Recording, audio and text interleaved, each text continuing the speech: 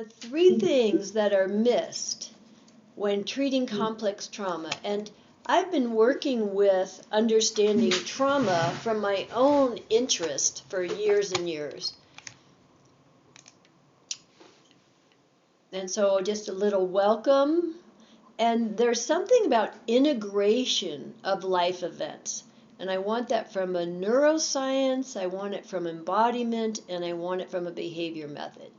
And I've been, I got into therapy from my own desire to heal myself, really. And I ended up having incredible, wonderful experiences of studies and learning and volunteering at the Children's Hospital in Oakland and Seattle and working as a therapist in the classroom for the public schools. So what is your profession? Why are you here?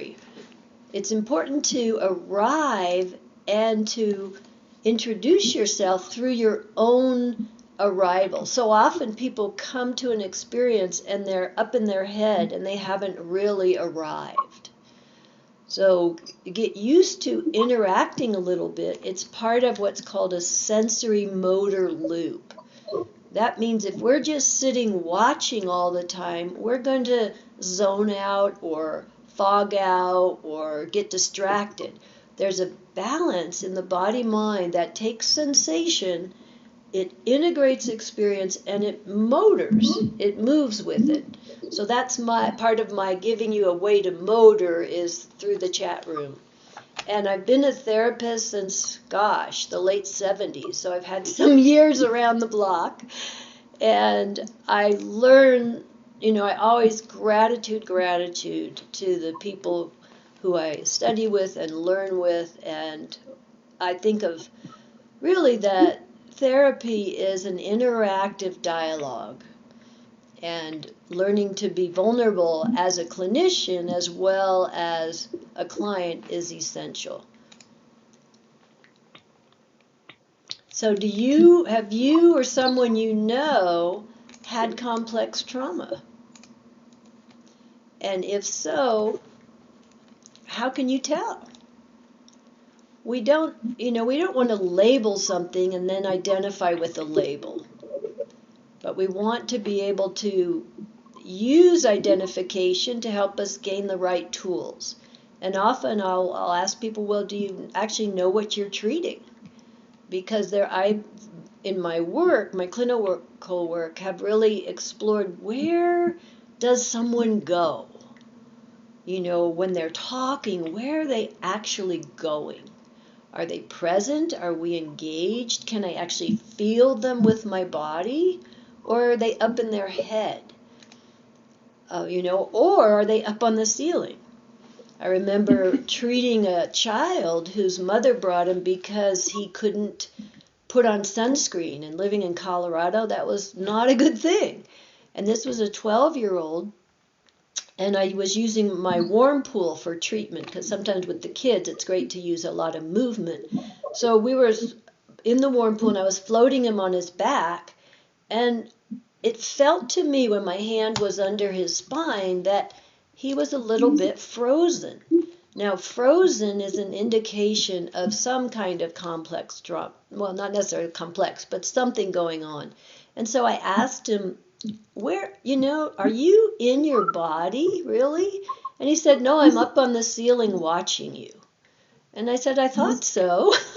So then we played a game. And I asked him to tell me when he thought he was in his body, because I wanted him to be able to feel it and us to relationally be present together. So if you're treating people, and that's part of your profession or your service or your volunteer work, presence really matters, and full-bodied presence. Because if we're not present, we are in filters in our brain. Our perceptions are not actually working accurately. And when you start to understand perceptions, you'll really pay a lot more attention to, you can see here, I'm talking about precognitive access to events of life. I'm talking about spatial shock. Do you know what that is? And then how do you use movement interventions to repair the brain, to re-inform the brain? Because this is where you will have the chance for working with brain states. That's where applied neuroplasticity, that's a method I've developed that actually allows the brain to change. And so the three things I want to share with you today are precognitive access to events of life. What does that mean? That means that this is before you could think. You know, we have lots of experiences, and why I like to work at the 0 to 3, it's like really 0 to 18 months, but they say the cognitive brain wakes up at age 3. We have so much experience before then. And that experience is recorded in our body-mind. That's why if you've ever had a massage or you do body work and a client might have a flashback, it's literally because there are emotional chemicals that are not processed in the sensory motor loop. And they store back in the body. And they just hang out there. And sometimes it makes us tired and fatigued, and once you provide support, and touch is sometimes a support, that memory comes to the surface. And that's what we're going to look at. The matrix of where we come from, our culture, our family experiences, and how we process these events. This lives in our body, mind, and our emotions. So where are you from and what are you made of? These life experiences. There's a book from the 80s called Molecules of Emotion, and it talks about emotional signature, and I think of that as a chemical signature. So sometimes I think of an emotional process when it's integrative, that it's actually going back to those areas that are stored and allowing feeling to come through and integrate. We don't want reactivity. We don't want repression. We want integrated emotional body so that you can enjoy life. And body stories happen cross-culturally. And that's what I love about treating at this level, is you just can relate, because we all have our stories. We won't know what they are all the time. But if you're working with complex trauma, you want to look at the matrix. Meaning, where is the experience, the culture, and meaning? How we make meaning of something influences our identity beliefs, and it makes up the filters of our perceptions. So you want to look at that matrix. Then you want to understand at a deeply, somatic is a Greek word, soma, that means body. So somatic psychology means body-centered psychology. Everybody take a breath and stretch. Whoa, right? Oh, there's a lot we're going to share. So make sure you're breathing and enjoying yourself. On a somatic level, it says, can somebody mute? I can hear your background there. You just have to press the mute button. Can you understand at a deeply somatic level how to work with cognitive dissonance? That means your brain and your body aren't lining up, or it means you're getting this feeling of confusion. I think of even self-doubt as a cognitive dissonance. We want our brain and our body to work as a team. And if they're fighting each other, like self-attack thinking, that's not so helpful. Now, shock is when the body gets frozen, meaning sensory motor, sensing doesn't process to motoring, and we don't work so well. Our internal communication is no longer in present time. So then once you understand this deeply somatic level and you start to allow and understand how to metabolize what I call cellular encodes, then the tools you use are engaging in dialogue and movement to bring these body stories to life and befriend the neuroscience, because that gives us tools behind what's called implicit memory. That's what's buried. It's implicit. And we want to look at identity, beliefs, and meaning making. So body stories happen before we can think. And whatever you experience can go right in there. And we wonder, issues of safety, trust, compassion, cooperation, pleasure, life is good enough. That's eventually where I want my clients to be, and I want myself to be. Not always striving or beating myself up or trying too hard or feeling depressed. These are things you don't want to do because life is short, right? But you don't want to just mask it, because that's what we've done all our lives, is we've somehow masked. But you want a real feeling of well-being from the inside out.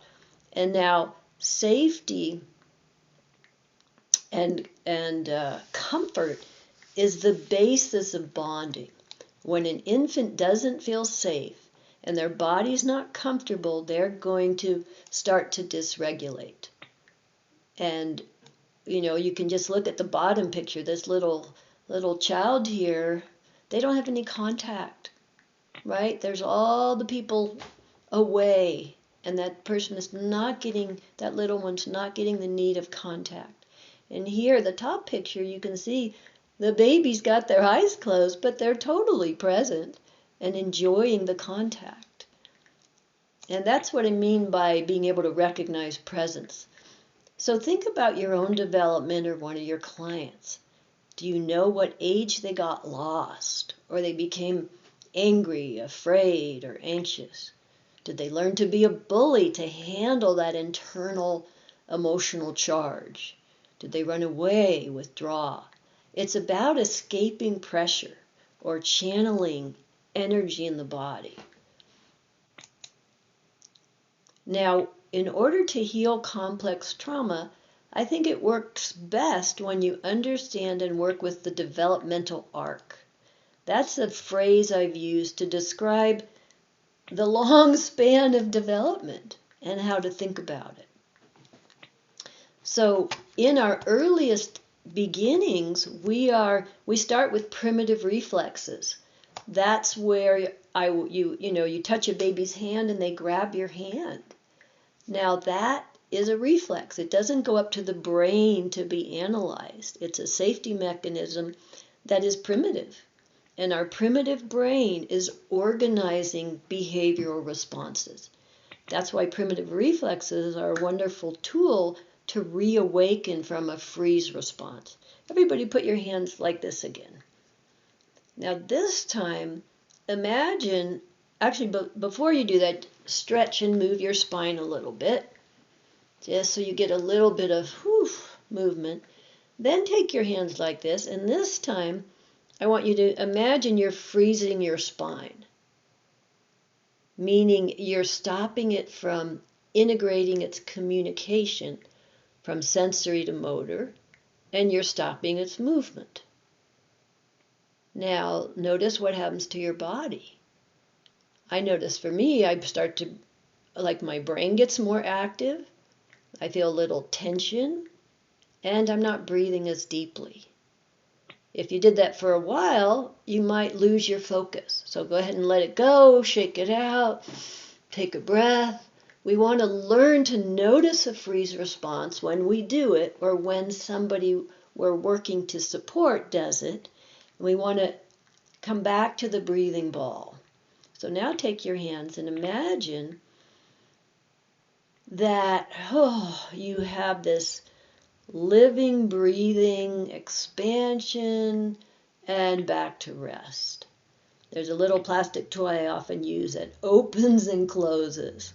And I have clients sit and hold this when they're talking, because sometimes they just want to motor and talk, but I can tell that they're getting ahead of their body. So I give them this little breathing ball thing, and that way, sometimes they'll even start doing it really fast.